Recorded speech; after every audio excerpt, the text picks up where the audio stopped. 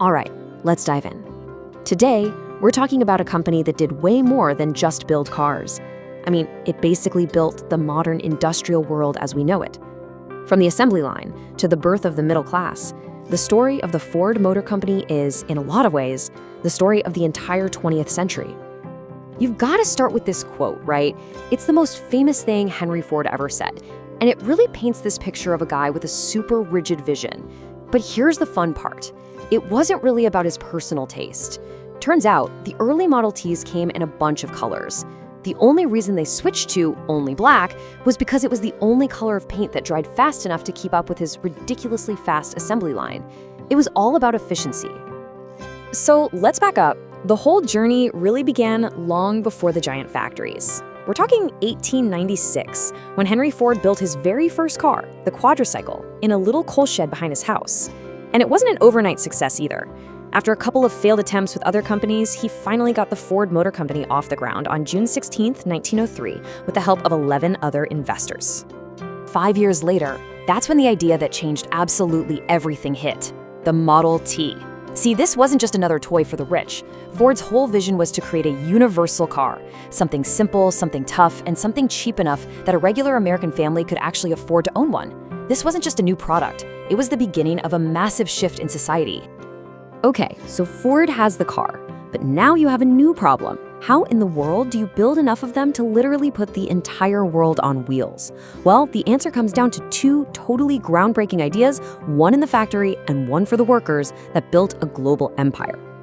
The first one was the moving assembly line, introduced in 1913, and the results were just insane. The time it took to assemble a single car chassis dropped from over 12 hours all the way down to just 93 minutes. An hour and a half? This didn't just make production faster, it made it way, way cheaper, which meant the Model T could be even more affordable for everyone. But there was a catch. Working on the assembly line was mind-numbing, brutal work, and people were quitting all the time. So in 1914, Ford did something that nobody saw coming. He more than doubled the daily wage to $5 a day. It was a genius move. Not only did it stop his workers from leaving, but it turned them into a new class of consumers who could suddenly afford to go out and buy the very cars they were building. And the result of all this? It was just staggering.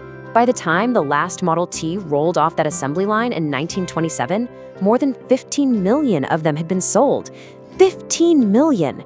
Ford had actually done it. He hadn't just put America on wheels, he'd put the world on wheels. Their dominance was just absolute. By 1920, Ford wasn't just another car company.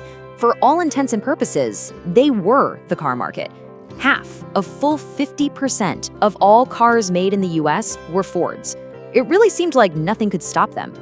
But as it often happens, that incredible success planted the seeds for the company's first big crisis. The world started changing, but Henry Ford's one-size-fits-all vision, well, it wasn't. And that led to some serious problems, from new competitors to scandals and controversy. One of the first major cracks appeared inside the company itself. Henry Ford wanted to take all the company's huge profits and pour them back into building bigger factories and making cars even cheaper. But his investors, the famous Dodge brothers, basically said, no, we want our dividends. They actually sued him, and the court sided with them, which set a huge precedent for how corporations are supposed to work. To get his way, Ford had to buy them out completely. And from there, the problems just started piling up. General Motors came on the scene, offering customers things Ford wouldn't: different models, different colors, and this is the big one, consumer credit. Then the Great Depression hit, and car sales just fell off a cliff. On top of all that, you had violent clashes with unions and the public getting tired of Henry Ford's rigid, my way or the highway management style. All that tension just boiled over in March of 1932. Thousands of unemployed workers marched on Ford's massive River Rouge factory, just looking for work or help. They were met with tear gas and bullets. 5 marchers were killed.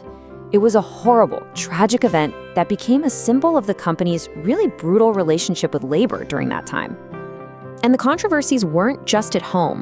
In 1938, Henry Ford was given the Grand Cross of the German Eagle by the Nazi regime in Germany. This award, along with some of his own published anti-Semitic writings, created a very dark and heavily criticized part of his legacy that historians have scrutinized for decades.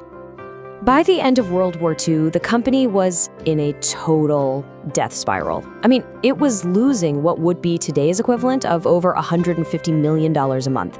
So here's the question. How does an empire like that pull itself back from the absolute brink of total collapse? Well, the answer came from inside the family. The company's survival really hinged on a new leader stepping up and completely reinventing the business for the new post-war world. So in 1945, Henry Ford's wife and daughter-in-law basically staged a coup. They went to the ailing 80-year-old founder and forced him to hand over control to his grandson, a 28-year-old named Henry Ford II. He was known as Hank the Deuce, and he immediately started to bring in professional managers to fix the chaos and get the company back on track. And this new era was defined by these key moments of rebirth. You had the super stylish Thunderbird in '55, which just captured that feeling of post-war optimism.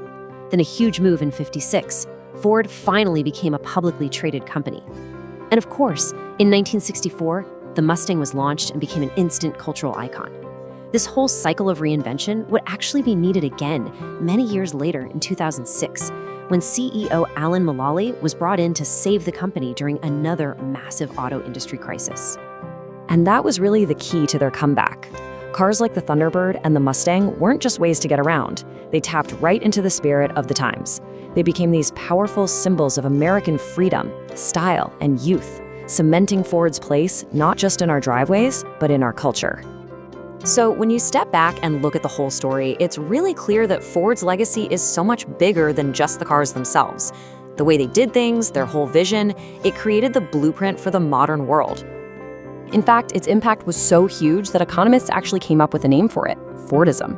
It's this whole economic system that Ford perfected. You use mass production to make things cheap, and you pay your workers a good wage so that they can become the consumers who buy all the stuff you're making.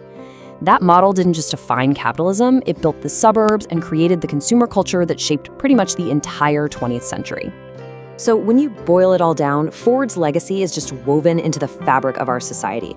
They gave us mass production, they helped create the middle class with that $5 workday, they literally put the world on wheels, and they became this enduring symbol of American industry. The Ford story is this incredible roller coaster, right? Amazing highs, some really devastating lows, world-changing ideas, and yeah, deep controversy. The company, without a doubt, defined the last century. But now, as the whole car industry enters this completely new era of electric and autonomous vehicles, the big question is, how will this icon shape the next one?